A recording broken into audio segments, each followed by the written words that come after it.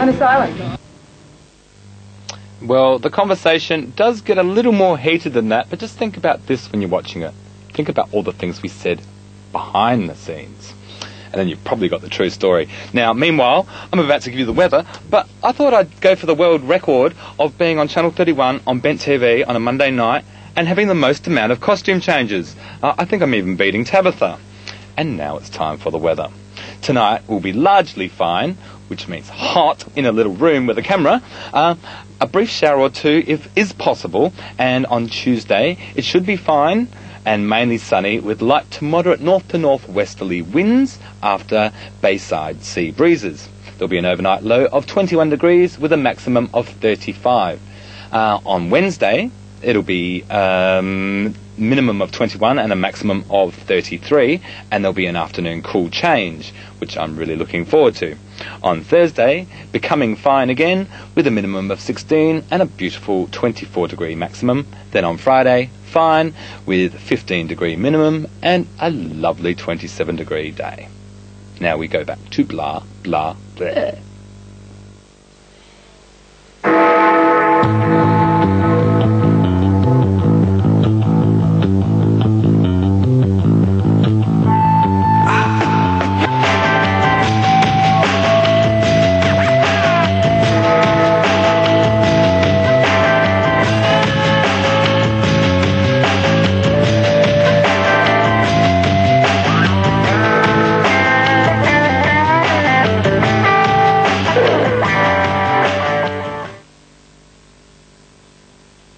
Squealing or screeching, and we're talking about, I guess, the representation of gay, lesbian, bisexual, transgender people on not just community television, but in the media more generally.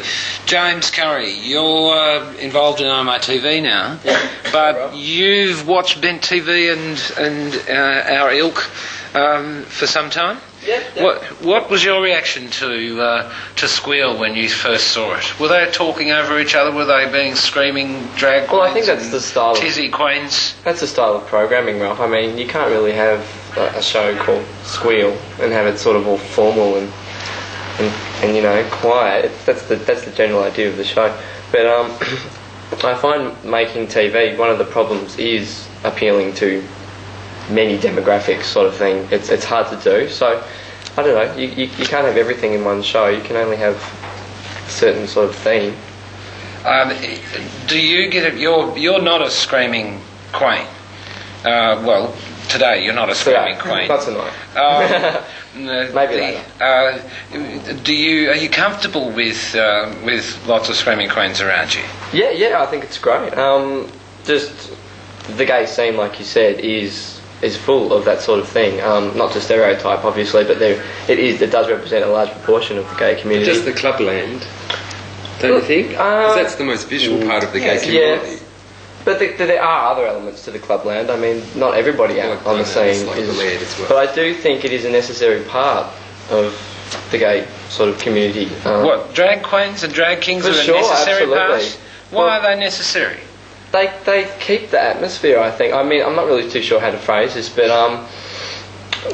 they provide a certain sort of identity, I suppose, maybe for the gay community, and I think that it is a very positive one, and it's kind of just tongue-in-cheek and a bit of fun. But what's positive necessarily about that? I mean, Tabitha's entertaining because she actually hides her intelligence with some of what she says and how she says it. You know, and she is actually not just a dumb drag queen. She is actually Toby, who's an intelligent human being who likes to get dressed up in dresses and long boots. Very nice boots today, actually, Tabitha. Nice boots. Now, the use of camp humour, I guess, is important in terms of the gay community traditionally, not so much in terms of lesbians, and let's not go into bisexuality for the moment. I mean, Tabitha, you know,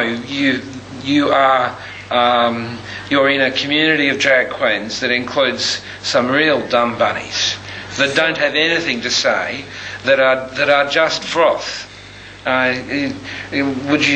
you would defend their right to get dressed up. Everyone has a right to do it, of course. Yeah. But they're not typical or even interesting just because they put a dress on. Well, of course, in everything, some people are quite good at what they do, some are crap, but it's what they're getting out of it from each level, do you know what I mean? So they might just enjoy that and running around being stupid, like a queen might want to be a muscle mare, or you might want to be a big limp-wristed faggy running around the club going, genau.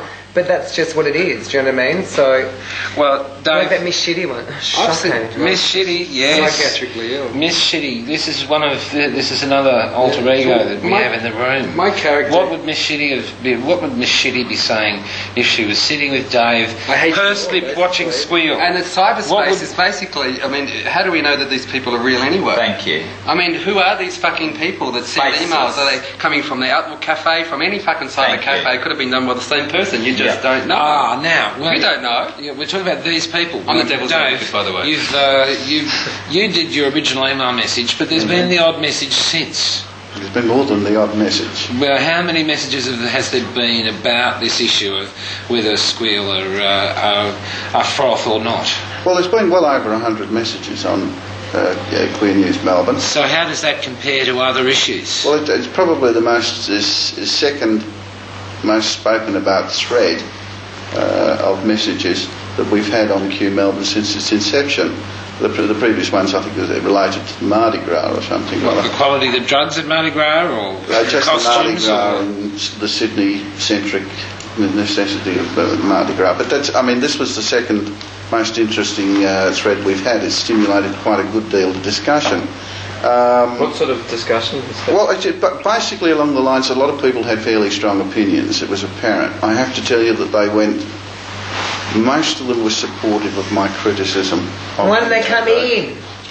I'm here. You should have brought some more in. Well, we want to get Dave in here. That's true. We did invite one of the other key contributors, but didn't get a response. So you're right, Drew. He may just be contributor. He must. Sorry, he might not be real. I've played. It might be somebody with a different name.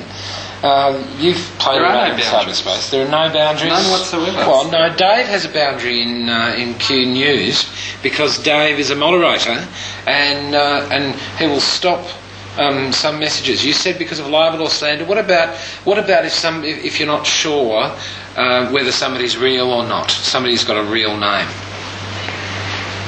I don't think it's ever confronted. Most of them appear to have real names. They subscribe. Sort of, so if they call themselves Tabitha Turlington and Toby 16. Toby 16, yes, that'd be more fun. Yeah. And they said, well, yes, I'm going to give up drag, and I agree with you, Dave Truman, that I've been wasting my time. I've been far too frivolous. I've used the wrong lipstick, and you're right.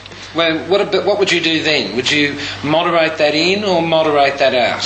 Unless the particular messages break the rules, which are 3 simple rules, then everything goes in. 3 simple rules are libel, slander, and inflammatory. Okay. So you don't like getting people excited. Excuse me. Excuse me, Steve. No, Inflammatory such as... Oh, but people, this program should be renamed Cringe, and I'm saying that correctly, I'm sure. Now you're quoting from your letter. Yeah. Is this what Mr. and Mrs. Suburban Straight see of us? Who gives a flying fuck, really? This passes and impurses as in entertainment. My hand was frozen to the remote control in horror, or I would have switched it off. Very melodramatic and inflammatory to me. These comments, like this is name calling and stuff. Now that does sound a bit inflammatory, Dave. Were you being inflammatory or merely provocative? I was being provocative. Anything you want, can't you? I think people are entitled to have. If they disagree with the program, they're entitled. After the paralysis, you would have got really excited. You can't go. censoring things to the point where you can't constructively criticise something, or even criticise something. It's an interesting point, though, constructive criticism, because that was probably one of my little beefs with it, is that these nameless, well, seemingly nameless, I mean, I have 7 different internet identities that I go under. So Paul 1, Paul 2. you know, and it's as easy as, it, you know, limits your imagination is the only limit as to who you are and where you come from and what you do. So these Joe Schmoes that have written these emails in, which once again none of them apart from yourself has turned up either at the production meeting last Wednesday that they were asked to come to, or to here today. So actually, it's obviously interesting. No balls to stand up behind their faceless comments that they made on an internet page. It's interesting on the net that there are very few drag queens on the net. There are lots of tall, masculine... Straight acting. Straight acting, yes. Straight acting. Acting straight. Now, one of the other things that I just wanted to... I've sat with a dictionary all morning this morning, which was quite an interesting thing. Tabitha, you didn't need to bring your dictionary forward already. And I looked up squeal in the dictionary, and it's to utter with or produce a loud, shrill cry or sound. So... anyone that would actually see the name of the program... what's the definition of scream? ...would know what that they would have in front of them. We actually name the program so that people aren't misled by that. And I also saw that it's slang for an informer, which I thought was quite cool as well, because I see us as a bit of an pack of informers, you know, that we... There's the whiskers on the scene and we bring it to people every week. The one word that stuck out in your email to me was the word reluctant, which I found really a strange word to use when I saw absolutely no reluctance. What was the context? Criticism as well. He said, reluctant as I am to criticise. And quite frankly, I don't think that there was any reluctance to criticise. And really, I have a problem with hypocrisy and people having opinions about things that they have either never watched, never tried, never seen, never tasted. You can't label that as an accusation of Dave, because he did sit down and watch once, and he did. He's done it twice now. I've watched 2. Yes. Yeah, well, see, you've got a new regular viewer. We haven't heard anything about the second program, and it'll be interesting to see if he does have any comments to say about that. Constructive criticism to me is that if someone out there has a beef about what they've seen on here, I mean, we are an open book. Every week we publicise email address, phone numbers, everything else. And come and do it, make our lives easier. You know, Paul, I think part of constructively criticising something is providing good, strong arguments and evidence about what was wrong with it. Now, criticising the program Squeal for squealing is kind of sort of ironic, I suppose, really. But I think I've watched the show a few times myself, and I think that if people can't look beyond the theme of the show, being Squeal, and the face, to what's really going on underneath, to see that there are serious issues being dealt with, like you said, like the police officer and stuff like that, well then, you know. Well then, so I must be a little bit slow on the uptake, because quite frankly... Some of us are slow, yeah, Dave. Some of us are slow. The program I watched was a cacophony of noise. Well, sometimes our audio is better than others, of 40 course. minutes, I couldn't figure out what you were all going on about. Get subtitles done. What did I just read out what the definition, the dictionary definition of squeal is. So now, Paul, that's really important. Dave, that's really important. But we are at the end of segment of blah blah blah. I'm actually wondering what blah blah blah's telescope says as a name for a show. But I'm not going to wonder now, because we've got a break here on Bed TV on blah blah blah on Channel 31 Melbourne.